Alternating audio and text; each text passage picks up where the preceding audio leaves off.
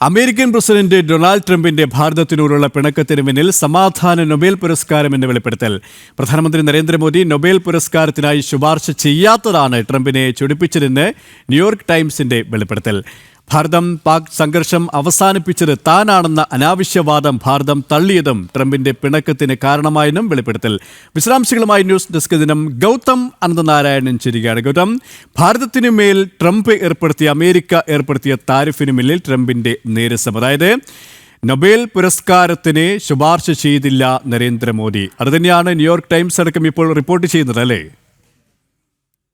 K P, അതുതന്നെയാണ്. അതായത് ഈ അമേരിക്കയുടെ പ്രസിഡന്റ് ഡൊണാൾഡ് ട്രംപ് ഇത്തരത്തിൽ ഈ സമാധാനത്തിൻ്റെ നോബൽ സമ്മാനം അടിച്ചെടുക്കാനായിട്ടൊരു നീക്കം കുറേ നാളുകളായി നടത്തുന്നുണ്ട്.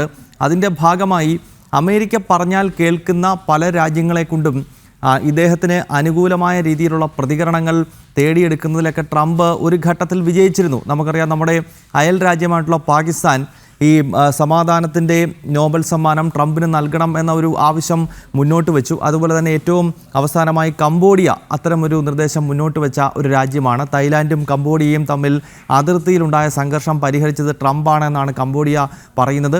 പാകിസ്ഥാൻ സമാനമായ രീതിയിൽ ഇത്തരത്തിൽ ട്രംപിന് അനുകൂലമായി അല്ലെങ്കിൽ ട്രംപിന് നോബൽ സമ്മാനം നൽകണം എന്ന ആവശ്യം മുന്നോട്ട് വെച്ചിരുന്നു. അതിനാൽ ഭാരതത്തിൻ്റെ ഭാഗത്ത് നിന്നുകൂടി അത്തരം ഒരു നിർദ്ദേശം അല്ലെങ്കിൽ അങ്ങനെ ഒരു ആഹ്വാനം ഉണ്ടായിക്കഴിഞ്ഞാൽ സ്വാഭാവികമായും സമാധാനത്തിൻ്റെ നോബൽ സമ്മാനം തനിക്ക് ലഭിക്കും എന്ന് ട്രംപ് കരുതിയിരുന്നു. അതിനാൽ തന്നെ അത്തരമൊരു സംസാരം പ്രധാനമന്ത്രി നരേന്ദ്രമോദിയുമായി സംസാരിക്കുന്ന ഘട്ടത്തിൽ, ടെലിഫോണിലും മറ്റും സംസാരിക്കുന്ന ഘട്ടത്തിൽ ഭാരതം കൂടി അത്തരമൊരു നിലപാട് സ്വീകരിക്കണം എന്ന് ട്രംപ് ആവശ്യപ്പെട്ടിരുന്നു. പക്ഷേ നമ്മളെ സംബന്ധിച്ചിടത്തോളം നമുക്കറിയാം, നമ്മുടെ രാജ്യത്തിൻ്റെ പരമാധികാരവും അഖണ്ഡതയും ഒക്കെ കാത്തു സൂക്ഷിക്കുവാൻ കൃത്യമായി കരുത്തുള്ള ഒരു സർക്കാർ സംവിധാനം ഇന്ന് നമുക്കുണ്ട്. അതിനാൽ തന്നെ അമേരിക്കയുടെയോ അല്ലെങ്കിൽ ഏതെങ്കിലുമൊക്കെ ലോകരാഷ്ട്രങ്ങളുടെയും തലവന്മാർ പറയുന്നതിനനുസരിച്ച് നിലപാടുകൾ തിരുത്തുകയോ അല്ലെങ്കിൽ നിലപാടുകൾ സ്വീകരിക്കുകയോ ചെയ്യുന്ന ഒരു പഴയ ഇന്ത്യ അല്ല പുതിയ ഭാരതം എന്ന കാര്യം ഒരിക്കൽ കൂടി അടിവരയിട്ട് പറയുന്ന സംഭവം കൂടിയാണിത്. കാരണം ട്രംപ് അനാവശ്യമായ വെള്ളിയേട്ടൻ കളി അടുത്തിടെ ഭാരതത്തിന് നേരെ കൂടി നടത്തുവാനൊരു ശ്രമം നടത്തി. ഓപ്പറേഷൻ സിന്ദൂറിൻ്റെ സമയത്ത് നമ്മൾ കണ്ടതാണ്.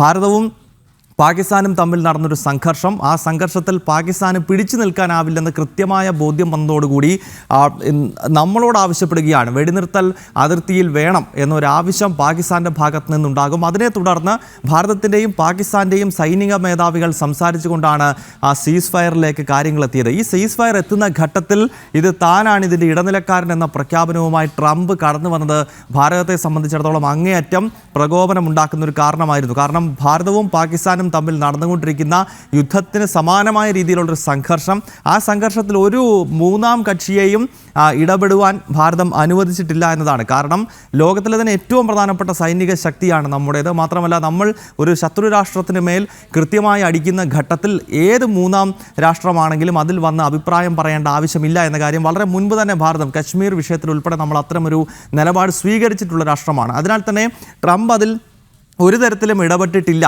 എന്ന കാര്യം പാർലമെൻറ്റിൽ ഉൾപ്പെടെ ഭാരതം നിലപാട് വ്യക്തമാക്കിയതോടുകൂടി ട്രംപിന് ഒരു കാര്യം മനസ്സിലായി. അതായത് അമേരിക്ക പറയുന്നതിനനുസരിച്ച് നിലപാടുകൾ തിരുത്തുകയോ സ്വീകരിക്കുകയോ ചെയ്യുന്ന ഒരു രാജ്യമല്ല ഇപ്പോഴത്തെ ഇന്ത്യ എന്ന കാര്യം വൈറ്റ് ഹൗസും മനസ്സിലാക്കുകയായിരുന്നു. ഇതോടുകൂടിയാണ് ട്രംപിന് വലിയ നീരസം ഭാരതത്തിന് മേലുണ്ടായത്. പിന്നീട് നമുക്കറിയാം, അടുത്ത കാലത്തായി ഇരട്ട നികുതി ഈടാക്കുക, അതോടൊപ്പം തന്നെ ഇറക്കുമതിയിൽ ചില നിബന്ധനകൾ കൊണ്ടുവരിക, അങ്ങനെയുള്ള പ്രകോപനങ്ങൾ അമേരിക്കയുടെ ഭാഗത്ത് നിന്നുണ്ടായി. അപ്പോൾ പൊതുവെ ഇപ്പോൾ ന്യൂയോർക്ക് ടൈംസ് ഉൾപ്പെടെ വെളിപ്പെടുത്തുന്നത് ഈ നോബൽ സമ്മാനത്തിനായി ഭാരതത്തിൻ്റെ ഭാഗത്ത് നിന്നും ഒരു നിർദ്ദേശം ഉണ്ടാകാത്തതാണ് ഇദ്ദേഹത്തിൻ്റെ ഈ നീരസത്തിന് അല്ലെങ്കിൽ ഇപ്പോൾ കാട്ടിക്കൂട്ടുന്ന ഈ പ്രകോപനത്തിനൊക്കെ കാരണം എന്ന വെളിപ്പെടുത്തലാണ് ന്യൂയോർക്ക് ടൈംസ് തന്നെ ഇപ്പോൾ വ്യക്തമാക്കുന്നത്. കെ പി, ന്യൂസ് ഡെസ്കിൽ നിന്നും ഗൗതമാണ് വിശദാംശങ്ങൾ നൽകിയത്.